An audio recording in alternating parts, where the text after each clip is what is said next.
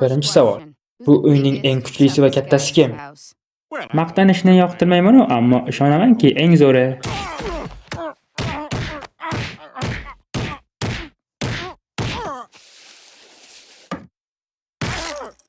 Bu uy endi meniki eshak. Eng hazilgashichi. Men bu ishda eng zo'ri. Peter, maktabdan haydalibdi. Mayli, u nima qilishni o'zi yaxshi biladi. U 3 ta bolani urib boshini yorgan. U qamoqdan chiqqandan beri umuman nazoratdan chiqib ketdi.